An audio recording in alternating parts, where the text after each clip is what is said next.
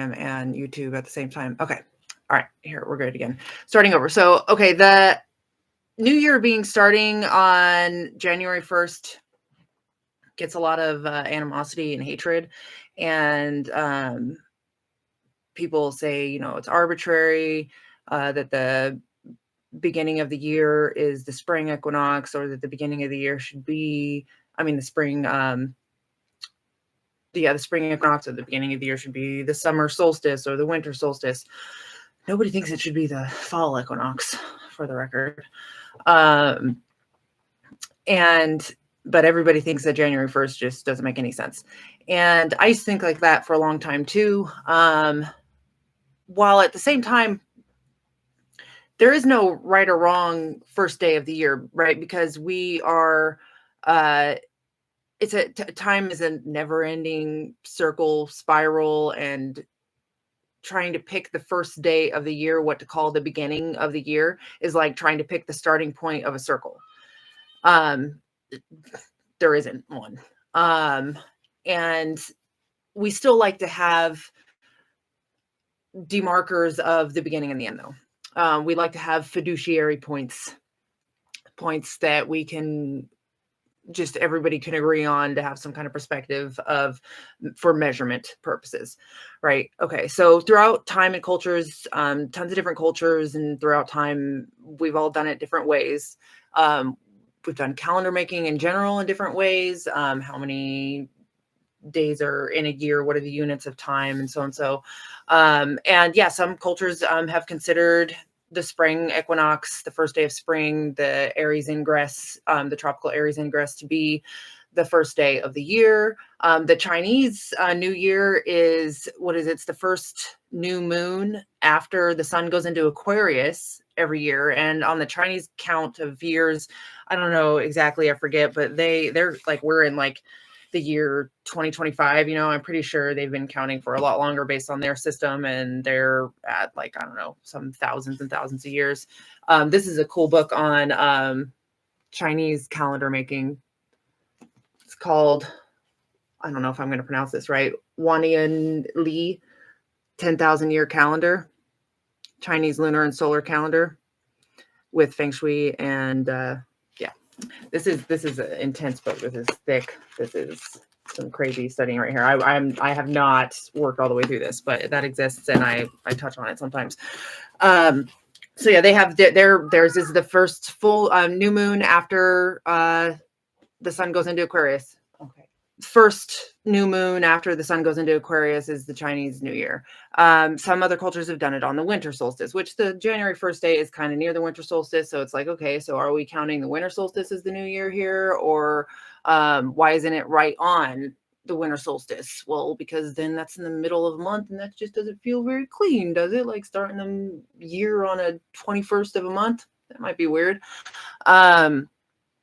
And then some cultures, and like, I don't have it written down in my brain exactly like what all the cultures are. There are people that are definitely more experts than me on this, that can tell you exactly which cultures and at what point in time they were doing it this way or that way. But some of them did the New Year started on the summer solstice.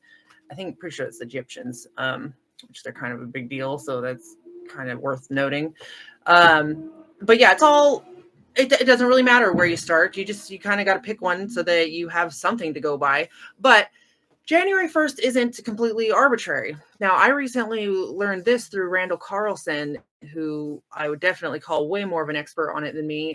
He has an excellent video out about the winter solstice and just ancient history around the winter solstice and Christmas traditions and where that all comes from. He comes at it from a lot of different angles. I'm going to link that in the description on this video too. But what the piece that really interested me from that is about January 1st being during a certain period of time that we happen to be living through, that probably only, and it comes in for 60-year periods. Hold on, my little thing's falling down here.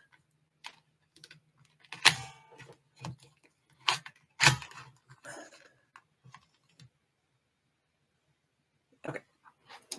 Okay. There's this huge, like, I haven't done the exact math. I'm pretty sure it's right around that, the astrological ages, the precession of the equinox cycle, that's like 29,600 years. I'm pretty sure if I did the math on this, like 60 years times 60 years for every 1 degree, 1 day. So 60 times 360. Anyway, okay.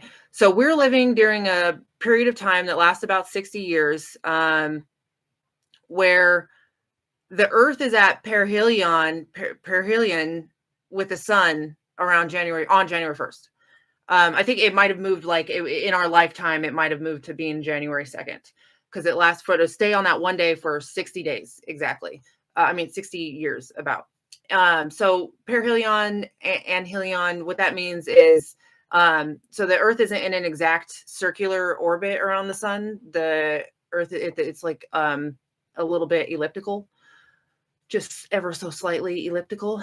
And perihelion is when Earth is at its closest in orbit to the sun, because it's not a perfect circle. So at some points in the year, we are closer to the sun than in others. And it just so happens that January 1st was the day that we're at perihelion with the sun. So that's not completely arbitrary. So, I mean, and that doesn't last. It's not always that way. Whoa.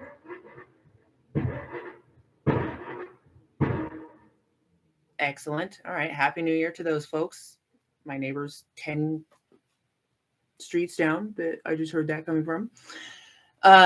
So yeah, January 1st, not completely arbitrary. If that's the point in the solar orbit, in our orbit around the sun, that we are closest to the sun, and that might not make sense to people for the northern hemisphere, being it's because it's winter, and you're like, oh, well, why is it isn't closer to the sun? That's because distance isn't all that matters. It matters a little bit, sure, but it's not all that matters. What matters is angle. So even though we're closest to the sun during the winter, right around now, the angle that it's hitting us because of the tilt of the Earth isn't like enough to make it's the cooler part of how that works. Now during the summer, we're farther away from the sun in our orbit, but it's the angle is hitting us just right to where it's hotter than. So yeah, anyway, so right around like now, it's kind of, since it has this 60-year drift, every 60 years it drifts about a day. So like right now, we're kind of actually honestly more around January 2nd is max perihelion. And you spell that Perhelion if you're not understanding my pronunciation. And so that what follows is that whatever that cycle is, so 60 years times 360,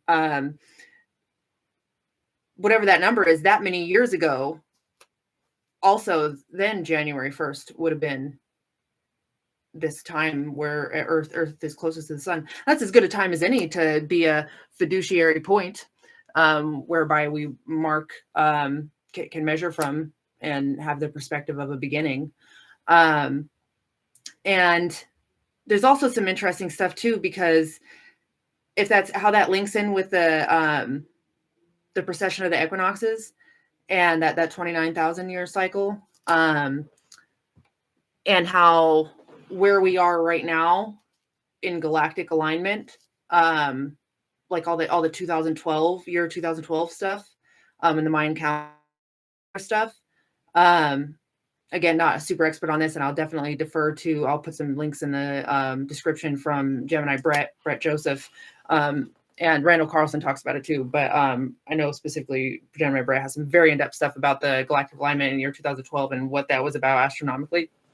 And short story is it was about actually a 50-year kind of period where the sun on this winter solstice was exactly, okay, so you have great circles in the sky, okay, and the ecliptic is the zodiac. It's the path that the sun and the planets appear to take across the sky. And that's one line, okay? And for us in the northern hemisphere, that usually that line, that ecliptic, appears to happen in about the southern in the southern half of the sky. That's the ecliptic, the zodiac. That's where all the zodiacal constellations are. And then, but another great circle in the sky is the Milky Way. And for too many of us live in cities now and we can't see it often, but for most of human history, it would have been, everybody sees it all the time. The Milky Way, the clouds of heaven. And they kind of go a different direction across the side. They kind of in most places on the globe, you'll see it. It appears to go like kind of north south instead of east to west, like the sun sets in the east, rises in the east and sets in the west, and all the planets and stuff do that. But the Milky Way kind of goes north south.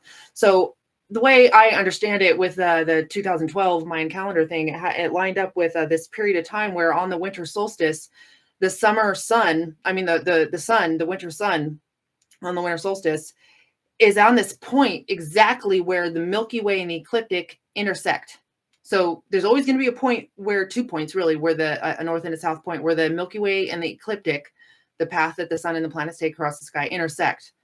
But during and around 2012, that point where they intersect, the winter solstice sun sits right on that cross.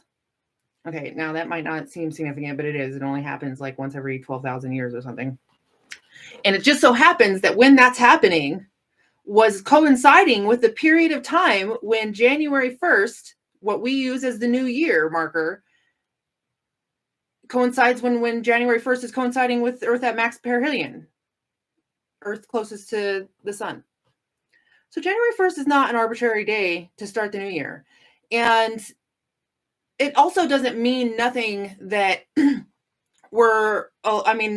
so many people, millions of people, are choosing to celebrate on that day. I mean, our beliefs make things real. Our beliefs have consequences. So if everybody is like, this is the new year, then that counts. That's not arbitrary.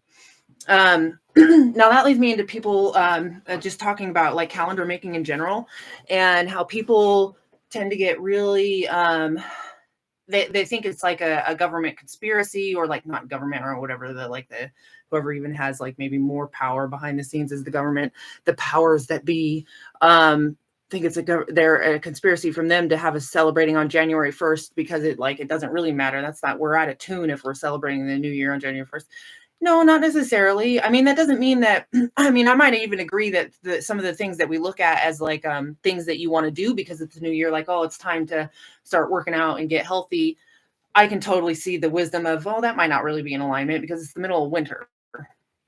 And depending on where you are on the globe, most people, the middle of winter is the time to kind of rest and take it easy and hibernate and conserve energy, not to go hard. But that is different too. That might be right for you. Like here in Las Vegas, it's 60 degrees outside. So, and then during the summer when most everybody is like, oh, it's time to, move a lot and do things, it's 115 degrees here. So for us, the summertime is the survival time, and let's just take it easy and take some naps and conserve energy. Okay, so anyways, yeah, not really. I don't think it's out of tune to have New Year's on January 1st. I don't think we're being misled. I think there's probably some very deep significance there that we haven't even figured out, that like people, cultures, and astronomers and astrologers 100,000 years old ago figured things out that we don't quite understand yet. Cycles that we don't quite understand yet. Which brings me to the calendar in general, and I see this meme and this idea make its rounds every once in a while, and it is very annoying to me, where people are like, well, if we just had 13 months a year instead of 12, because there are 13 moon cycles in a year, then we'd be in real alignment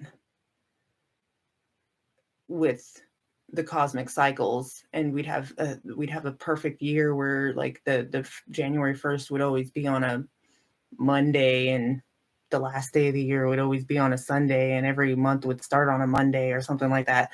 Like, and even like if every month wasn't even 28 days, because we're going by the moon cycle. And let me tell you why they're wrong. Pull up my notes here on this.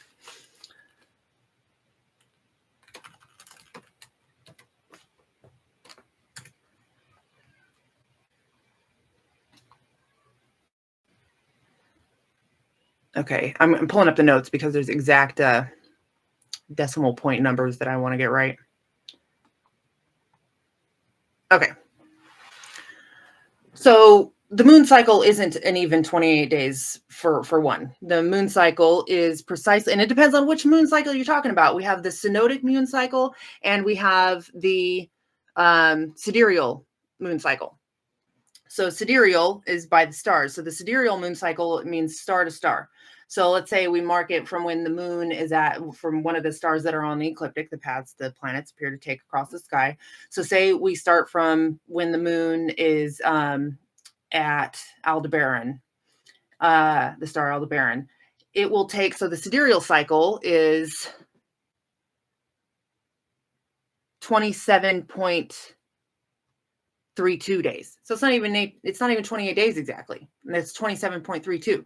So it would not take very long at all if you have a 28-day month that you're trying to line up with the moon cycle for you to become out of line. And you got to start like taking away days and adding days and stuff, because even the sidereal moon cycle is 27.32 days. Exactly, star to star, for the moon to get from the same point in the sky that we saw it start at, whatever arbitrary starting point we pick.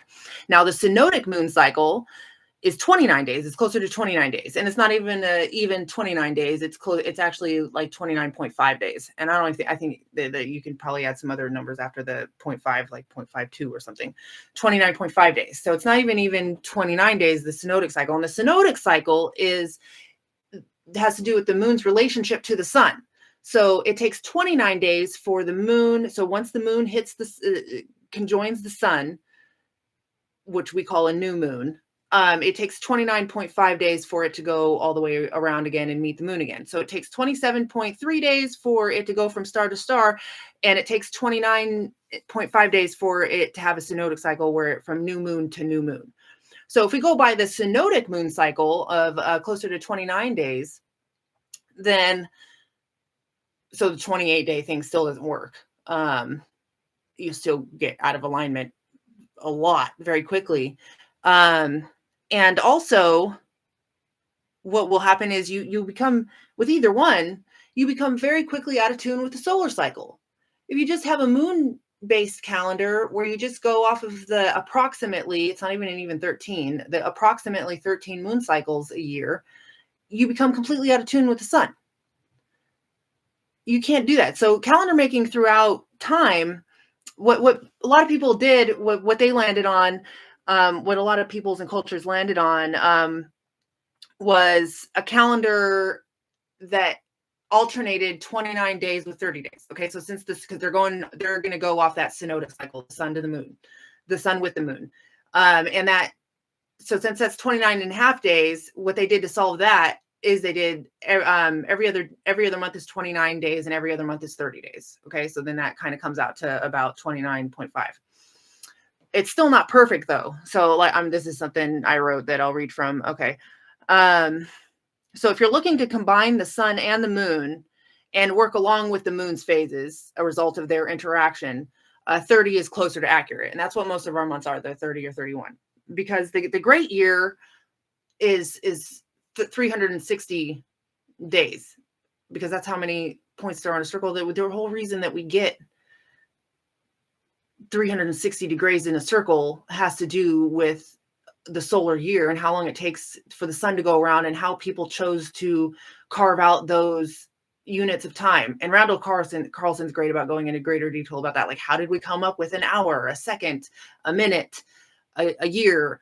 And there's very interesting, fascinating math and all of that.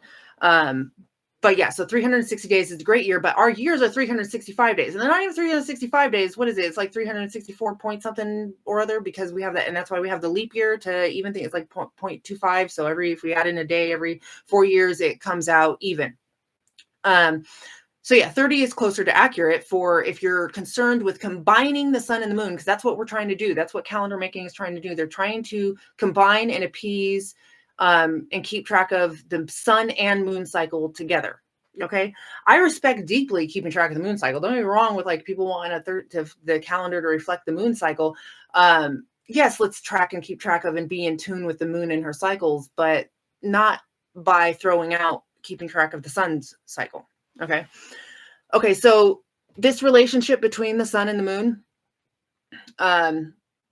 is how we get the 12 months and the 12 zodiac signs. The why we've split up the zodiac, the ecliptic, into 12 different parts, okay? And not 13, okay? The ecliptic, the zodiac, the path the planets and the sun appear to take across the sky, there are hundreds of constellations that touch it. And we've only picked 12 of them to be zodiacal constellations because there's importance in this number 12, okay? There isn't a 13th zodiac sign just because there's this other big constellation that kind of dips its toe into part of the ecliptic. There's lots of constellations on the ecliptic that we don't consider to be zodiacal. Okay, anyway, so I'm just gonna read this from what I have written here. Okay. The units of the 12 30-degree signs and the approximately corresponding 12 calendar months comes from the fact that the moon travels around the entire ecliptic circle, the zodiac, plus 1/12 of the circle in the same amount of time it takes for the sun to travel through 1/12 of the circle. Okay, I'm going to repeat that a few times, all right? Because I know that was hard to take in. This relationship between the sun and the moon, namely the difference between their relative speeds in the ecliptic, the zodiac, leaves us with a 1/12 or 30-degree portion of the full circle given to each zodiac. And I learned that from Adam Ellenboss in his year 1 astrology course, Nightlight Astrology course. And it blew my mind. Loved it. Okay, so here I'm going to repeat it. Okay. The units of the 12 30-degree signs and the approximately corresponding 12 calendar months comes from the fact that the moon travels around the entire ecliptic circle, the entire zodiac, plus 1/12 of the circle in the same amount of time it takes for the sun to travel through 1/12 of the circle. Okay.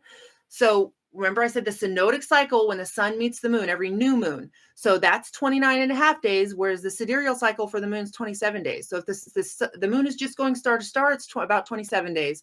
But if it's going, so it gets to that star to star relationship, it gets where it was at that star at 27 days.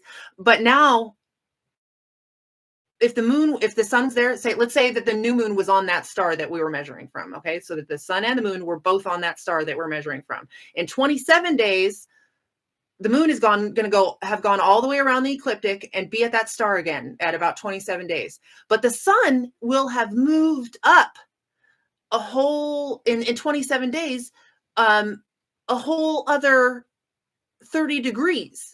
27 degrees precisely. So at that point, the sun will have moved 27 degrees further from that star. Okay. So now for the moon to catch up with the sun, it's got to go 2 more days. And in that 2 more days, to about approximately 2.5 more days, the sun will have moved 2.5 more degrees. So by the time the moon catches up with the sun again, it will be about 30 degrees past that star where we started from. Okay, so that's 1/12. 30 degrees is 1/12 of the circle. 30 times 12 is 360. Okay, so that's why we divide it into 12, is this relationship between the sun and the moon, that and the time it takes for the sun and moon to go all the way around and meet up again, the sun will have gone through 30 degrees more, like 1/12 of the chunk of the circle. Now, I think it just takes repetition to get that, if that's going over your head. And illustration. I don't have the illustration. Some of these other people that talk about this, like they're definitely like more prepared with illustrations and stuff. I just wanted to talk about it and kind of get it out there. So if you want to know more about it and understand it even deeper, I encourage looking into these other sources. But yeah, got to get that off my chest. So yeah, we don't have 28-day months for a reason. We don't have 13-month years for a reason. There are lunar zodiacs and lunar astrologies that you can follow if you want. The nakshatras in Jyotish Indian astrology is a lunar based, and they have so it's not as mathematically even and perfect, all the different nakshatras, because it's like dividing this 13 into the circle. It divides differently, and they're not like all evenly, like an even 30 degrees or whatever. And they're all valid too. I'm not saying that that's invalid or inferior even. It's just another option, another thing to work with.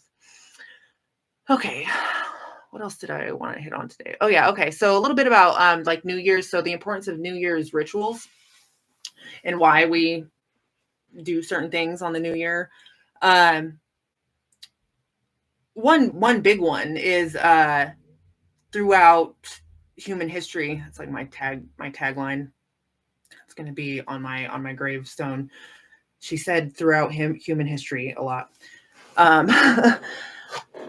One of the most common rituals to mark the new year, whenever they were doing the new year, was to make a lot of noise, to bang pots and pans, break dishes. You would even like there's one like you go to your neighbor's house and you throw like a plate at your neighbor's door, to ring bells. What do? We light off fireworks. I know a lot of people hate fireworks, but you know why we're making these loud noises? What we're doing is we're warding off evil spirits. Okay? These are rituals of protection that are important to do when you're having this important demarcator of time. Okay, this is the beginning. We said it's the beginning, so this is the beginning, and we need to do some. That's a better time. As good a time as any to do some protection rituals, and that's a lot of what New Year's rituals are about. They're about protection in the coming year. Simply put, there's a lot more you can say about it, but just to sum it up real quickly, when people are doing the fireworks on New Year's and setting off poppers and loud noises and stuff, and everybody's all woo, making loud noises wards off the evil spirits. Okay, now that brings me into just in general this thing I've been thinking about lately. Again, that I'm not an expert on, but I want to talk about it. So people have been trying to get me to listen to the Emerald podcast for a while, like because they're big on like myth and mythology and like healing our lives and the world through digging deeper into myth and animism and stuff like that. And I finally gave it a listen. I started with their episode on, I think it's called like protectors and guardianship. And it was not a topic that's completely new to me, but I've always been skeptical of it, and they really made me understand and presented it in a way that I'm like, oh, maybe there is something to this. So throughout human history, humans have always had rituals, whether on the New Year or whatever, to that are about protection and warding off evil spirits, negative energies, negative entities, demons, whatever you want to call them. And these have looked a lot of different ways and can look a lot of different ways, from simple to elaborate rituals, as simple as prayer, as words asking for protection. So they do these protection, but it's where are we calling in the protection from? Where so there's these possibly malevolent and negative or bad energies out there, but also good ones, like the spirit world. It's not all good. Like a lot of like new agey, love and light kind of spirituality is like it's all good and it's all like positive and that kind of like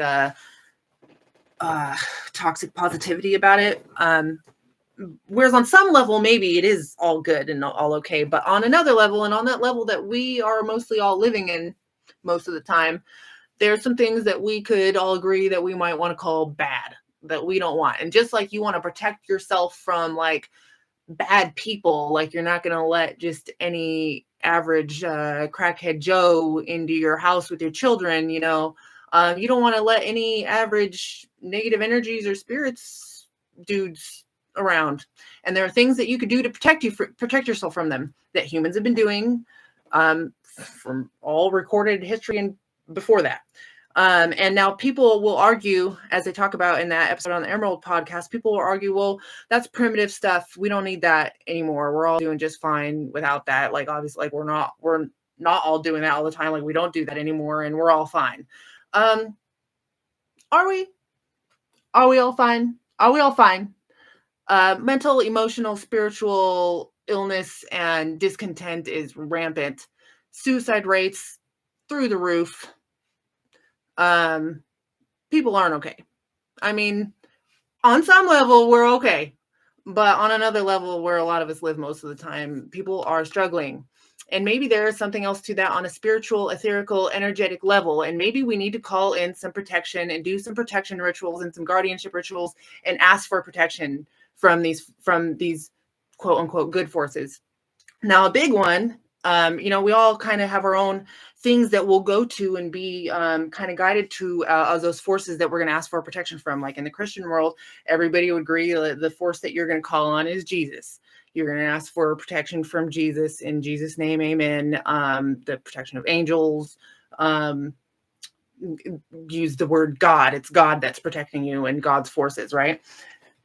And it doesn't matter to me what you call it or whether you think of it, and if you think of it as like super real or manifestations of our mind or perceptions on some level.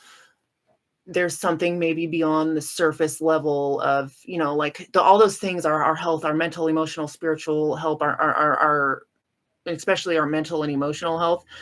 They have cognitive roots and cognitive basis to their functioning, but it's a holistic way of looking at it is mind, body, and spirit, right? So there is this cognitive level, and then you can come at that mental and emotional health from a physical level too. Like we've got to make sure we're getting the right nutrients, that our brain isn't inflamed because it doesn't have enough magnesium, these kind of basic things.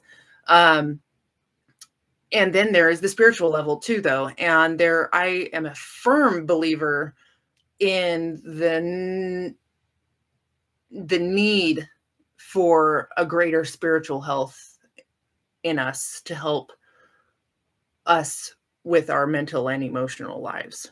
I have a degree in psychology, and for a long time I was on a path that I wanted to have like a license to be a licensed clinical counselor. I wanted to work with like psychedelic medicines and healing people. I wanted to help heal people. I saw this major, mental health crisis, and I wanted to be a part of helping that through new methods and do things differently than we did before. And through a long story that is not time to get into here, I put that path to it. I still very much want to be a part of helping people with all that, but through the cognitive psychological lens, I'm not so much attracted to it. And I became to feel that the spiritual angle was way more important. That it was really our spiritual health that was starving and struggling. And part of this is that we've got kind of cocky and haughty, and we just straight out don't believe that there are any forces there that we could call on for help or protection or guardianship. Or if we do think they're there, we think that we're exempt. We don't need their help, So just something to think about. And I'll link the Emerald podcast episode I'm talking about in there, because they present it really well. He does a really good job. Unlike me, he does a really organized, good job of presenting his information, and like they got like the cool sound effects in the background that are all like really get you in the zone and thinking about what he's talking about. Good stuff. All right.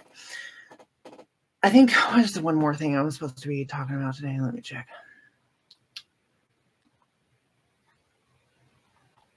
Oh, okay. I was going to touch on, my main thing is the astrology. So I wanted to touch on a little bit of, in this like kind of new year theme, the astrology of the new year. I haven't honestly been having as much time studying the circles and cycles and stuff. I haven't been able to do that, but I'm always keeping. I know for sure there are some big, huge shifts happening this year that I could easily talk about for just a few minutes without much formal preparation. So yeah, if you're still with me, let's get into that. Okay, so the big thing a lot of astrologers are going to be talking about this year is we have a lot of outer planets shifting signs this year. And this is kind of a big deal because the outer planets move slower through the zodiac. So they don't change signs very often. Like the sun changes signs once every 30 days. It goes through the whole ecliptic, the whole zodiac, in what we call a year.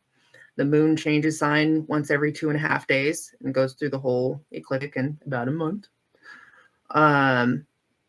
Mercury usually spends about a little bit less than a month in each sign. When it's retrograde, it'll spend about 6 weeks in the sign. These are just averages. So these inner planets, they go a little bit quicker. The Venus is usually about a month, and each sign takes about a year to go all the way around. And Mars takes about 2 years to go all the way around the zodiac, and we're going to say an average of 2 months in each sign. But if it's going to be retrograde, it could spend 6 months in one sign. Jupiter takes 1 year to go through each sign, so it takes 12 years to go around the whole zodiac. Saturn takes about 2.5 to 3 years to go through each sign, so it takes about 29 years to go through the whole zodiac. Uranus takes about 7 years through each sign, takes about 84 years to go through the whole zodiac. Neptune spends about 14 years in each sign, so I don't know the exact number on this one. I had them all till now. 100 and something. What is 14 times 12? 144, like 168? Bet that's right. 168 years for Neptune to go around the zodiac. Pluto's got a weird really elliptical orbit, so it really changes depending on what sign it's in, how many years it will stay in each sign, but about 14 to I think 25 years in each sign, and takes about, like 240 years to go all the way around or something like that. 240, 250. Okay, so anyway, the outer planets, they take a long time to go through each sign. So when they change signs, it's a big deal. And when 3 of them in 1 year change signs, that's a bigger deal.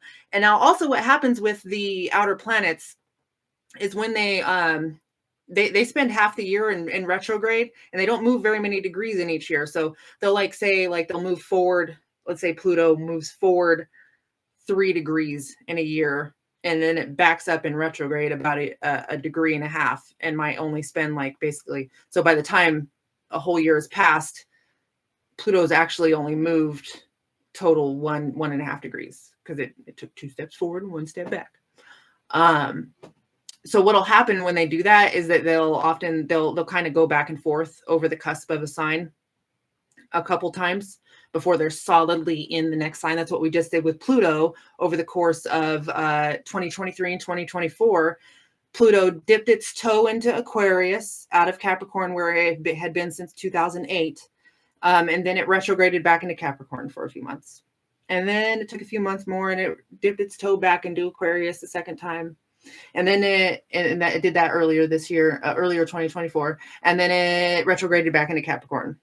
And then spent some time there in the last degree of Capricorn again. And then just in November of 2024, it went back into Aquarius for good. So November 2024, Pluto is in Aquarius, where it's been dipping its toe in over the past year, but now it's for good. It's not going to go back into Capricorn. So now Pluto is solidly in Aquarius. So the same thing's going to happen with Neptune and Saturn this year. They're going to do their first little toe dips into Aries from Pisces, where they've been. Now, Neptune's been in Pisces for almost 14 years now. Saturn's been in Pisces since March 2023.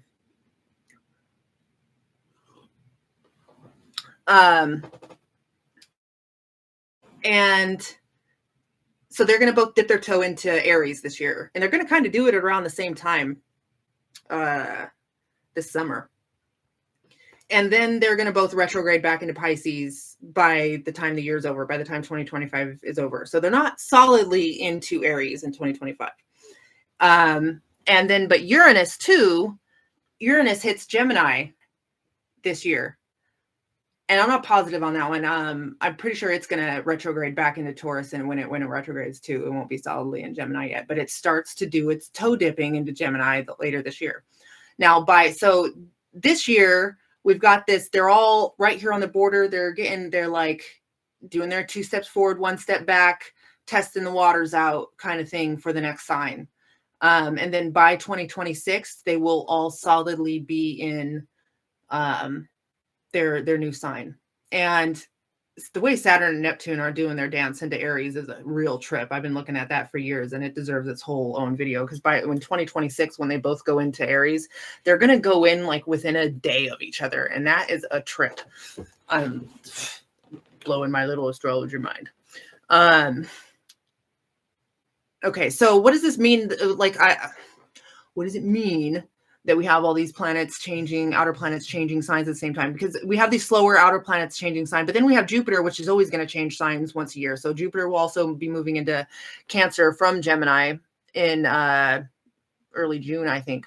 So really we have 3, 4, 4, 5 planets changing signs, outer planets changing signs this year. And so, I mean, just at the very basic level, it's going to be exciting. There's going to be a lot of change. We could just, as above, so below, as within, so without. A lot of changes in the sky, a lot of changes down here. And, things are always changing. So, like, am I even really saying anything by saying, oh, there's going to be a lot of changes? On some level, yes, and on some level, no. It's just hard to, it's such big things and such big topics. It's hard to just touch on it a little bit. That's why I need to do a whole other video for that. I will say, just if you were to, like, say, have an astrology reading with me or somebody else, or you're trying to teach yourself astrology, what you do is you look for the house that it's been in, so the house and sign that it's been in, and you do some kind of reflection about the meanings of that planet and that house, and how that might have played out over the past couple of years, or past amount, whatever the years are that it's been there. And then you look at the meanings of the planet and the house that it's going in your chart. And you can be like, okay, well, I can expect some of these kind of changes in this part of my psyche and life, in this part of my life, or with these people in my life. Okay. So for example, let's take Cancer risings. Cancer risings have, so Pluto moving from Capricorn to Aquarius. Pluto would have been in Capricorn, which is their whole sign house's 7th house for the past 14 or so years. And now it's moving into their 8th house. Now the 7th and 8th house have some things in common. They're kind of a team. Like the 7th house is the house of the other, like everybody that isn't us, the house of one-on-one intimate relationships with people that aren't ourselves. It's usually seen as like our spouse goes there, or our boyfriend or girlfriend, or like our best friend. Like regular friends and acquaintances go somewhere else, they go in the 11th house. But like those intimate one-on-one relationships, they're seen as 7th house topics. Or like even business partners, because that's kind of like an intimate one-on-one relationship. Or like when we're doing like kind of business astrology, like we would say to a person, like, you're your first house and your business is your first house, maybe, and your clients that you're working with, if you work with clients one-on-one, they're in the 7th house. So Pluto for Cancers has been in Capricorn, their 7th house. Pluto, where's the topic? Pluto is a hard one, because it really digs its heels in. It really goes really deep and slow. And it's been there for, I mean, depending on how old you are, 14 years is almost half your life, right? It's only changed signs a couple of times in my lifetime. And so its lessons are deep and long, and we could do a whole hour talking about it for somebody, what that might mean. But you got Pluto, its feelings. It's topics of intensification, your sense of primal instincts. It can be associated with topics of like destruction, and that German concept of, what is it? What's the word I'm looking for? There's a BJM album called it Off Heaven. Like, you have to destroy it before you can build it, kind of thing. Pluto associated with that, like nuclear power, topics of power, protectiveness. People get scared of Pluto. And I'm a very Plutonian person, and I'm not scared of Pluto. I love Pluto. And I think that people, I think kind of a hot take in astrology is the protectiveness of Pluto. It destroys too, but what is it protecting you from while it's destroying? Okay. All right. The Instagram live is going to cut me off here in a minute because of my phone. So bye to you. Thank you to anybody that was tuning in there. All right.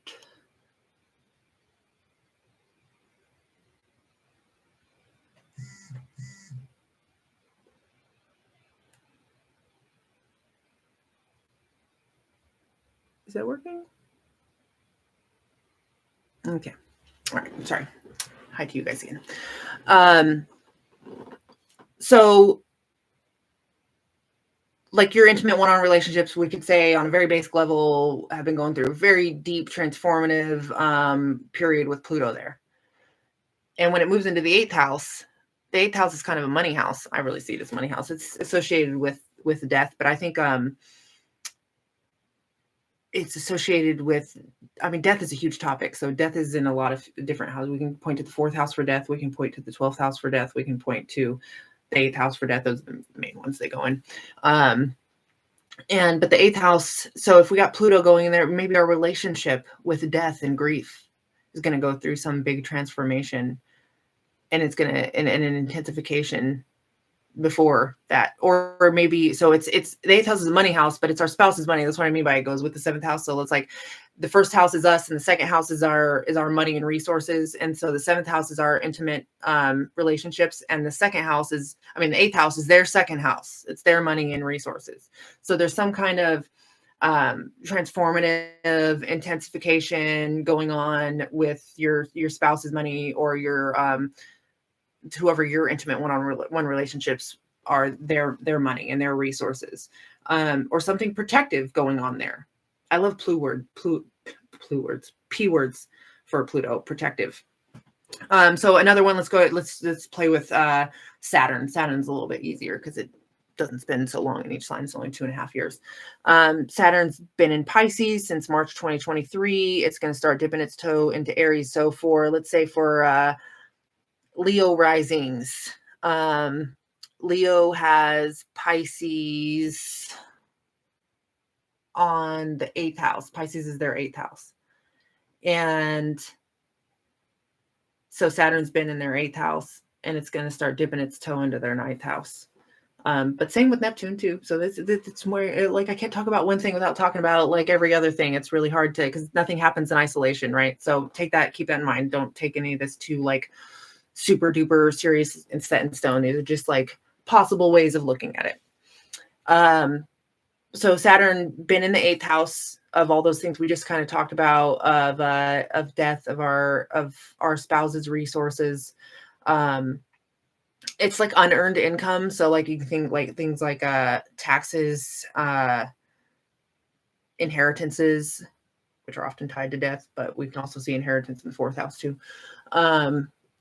And with Saturn is a planet of growing up, of growth, of authority, of boundaries, of restriction, and like, like it's growth, but like growing pains hurt kind of thing.